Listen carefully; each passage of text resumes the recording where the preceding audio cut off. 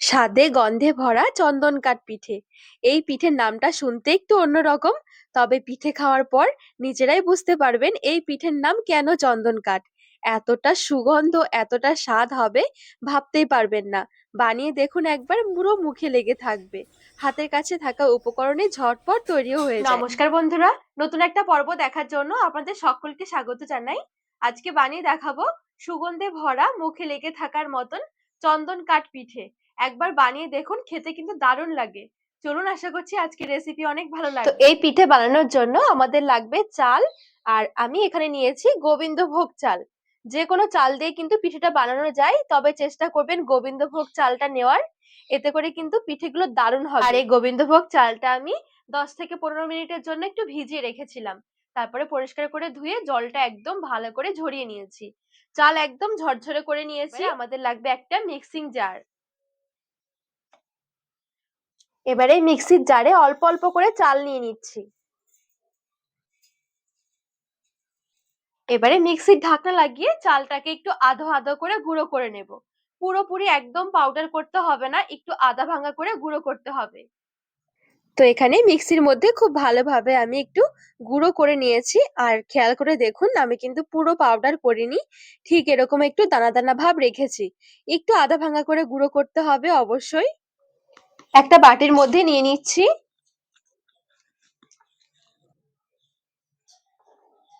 তো এখানে সবটুকু চাল ঠিক এরকম অল্প অল্প করে নিয়ে মিক্সির মধ্যে আধা ভাঙা করে গুঁড়ো করে নিয়েছি। গ্যাস ধরিয়ে এবার একটা কড়াই বসিয়ে দিয়েছি। এবারে এখানে আমি 3 থেকে 4 চামচের মতন ঘি নিয়েছি। আধা ভাঙা করে রাখা চালটুকু সবটুকু দিয়ে দিচ্ছি। আর এখানে আমি 400 গ্রাম চাল নিয়েছিলাম। চাইলে কিন্তু আপনারা আরো কম চাল দিয়েও বানাতে পারেন। ভালো করে মিশিয়ে নেব। আর চালটা একদম ভালোভাবে ঘিয়ের সাথে নেড়েচেড়ে মিশিয়ে ভেজে নেব।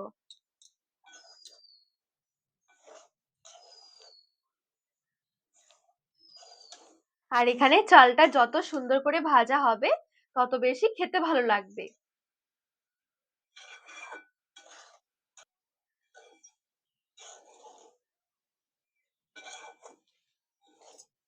চাল ভাজার সময় সামান্য একটু আমি লবণ দিচ্ছি।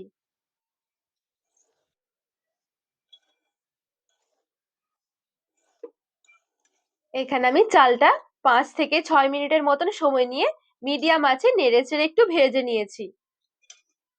আর দেখুন, চাল এখন খুব সুন্দরভাবে একটু ফুলে ফুলে আসবে আর খুব সুন্দর ঝরঝরে হয়ে যাবে। এ পর্যায়ে দেখবেন দারুণ সুন্দর একটা সেন্ট আসবে। এবারে গ্যাসের আঁচ থেকে নামিয়ে নিচ্ছি।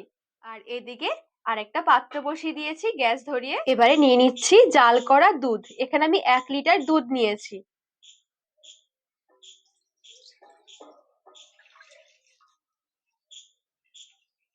একটা তেজপাতা একটু ছোট ছোট করে কেটে নিয়েছি। আর 3-4টে এলাচ ফাটিয়ে নিয়েছি। 1 মালা নিয়েছি কোরানো নারকেল। সমস্ত কিছু ভালো করে মিশিয়ে দুধটা ফুটে ওঠা পর্যন্ত অপেক্ষা করব। দুধ এখানে জাল দিয়ে ঘন করতে হবে না, শুধুমাত্র একটু ফুটে উঠলেই হয়ে যাবে।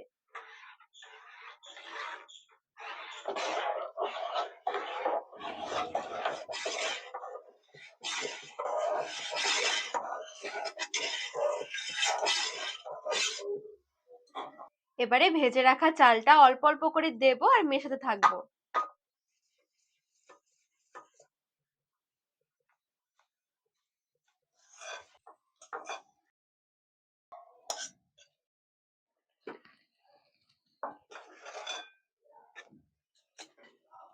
এ পর্যায়ে গ্যাসের আঁচটা একদম হালকা রেখে দিতে হবে।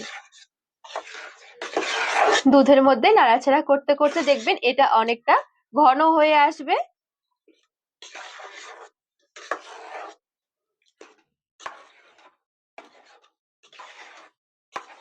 এখানে দেখুন, মেশাতে মেশাতে খুব সুন্দর আঠালো হয়ে এসেছে।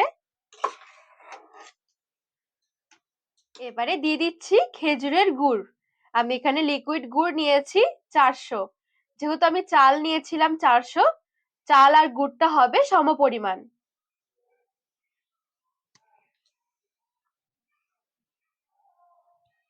গ্যাসের আঁচটা হালকা রেখে ভালো করে নেড়েচেড়ে মিশিয়ে নেব।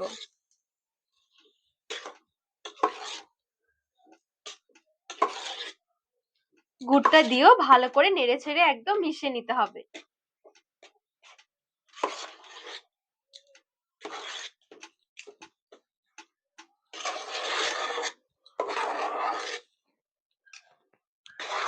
দুধের মধ্যে চালটা দেওয়ার পর কিন্তু একদম হালকা আছে সম্পূর্ণ রান্নাটা করতে হবে।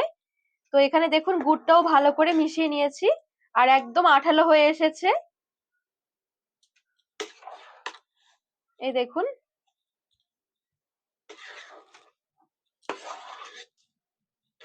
এবারে খুব সুন্দর করে চারদিক থেকে সমান করে নিচ্ছি।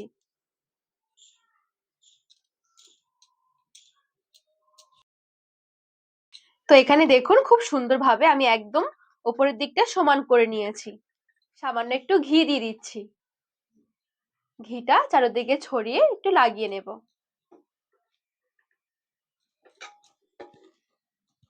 এবারে ঢাকা দিয়ে রেখে দেব একদম হালকা আঁচে 10 মিনিটের জন্য।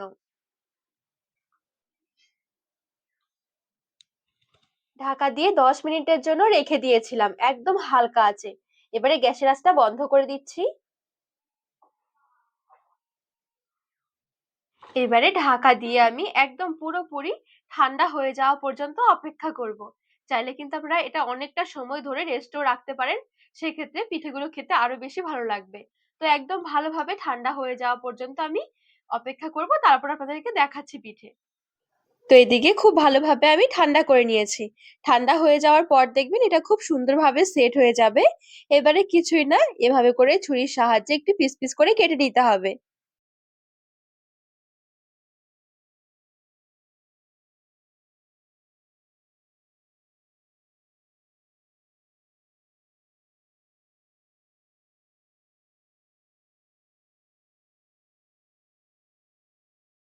তো এখানে খুব সুন্দরভাবে ছোট ছোট করে টুকরো টুকরো করে আমি পিঠেগুলো কেটে নিয়েছি। আপনাদের পছন্দ মতন শেপে কেটে নিতে পারেন। তো এই দেখুন কতটা সুন্দর হয়েছে পিঠেগুলো।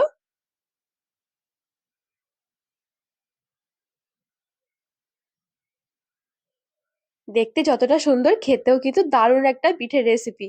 এমন সুন্দর গন্ধ স্বাদ হবে ভাবতেই পারবেন না। এবারে খুব সুন্দরভাবে আমি প্লেটের মধ্যে তুলে নিচ্ছি। একবার খেয়ে দেখুন, এই পিঠে পুরো মুখে লেগে থাকবে। এই শীতে একবার হলেও বাড়িতে এই পিঠেটা বানিয়ে দেখুন, কথা দিচ্ছি পুরো মুখে লেগে থাকবে।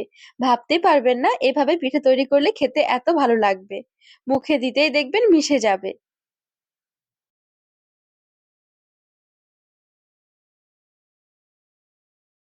তো বন্ধুরা, আজকের রেসিপি আপনাদের কেমন লেগেছে অবশ্যই কমেন্ট করে জানাবেন। আর রেসিপি ভালো লাগলে চ্যানেলটিকে সাবস্ক্রাইব করে পাশে থাকার অনুরোধ রইল।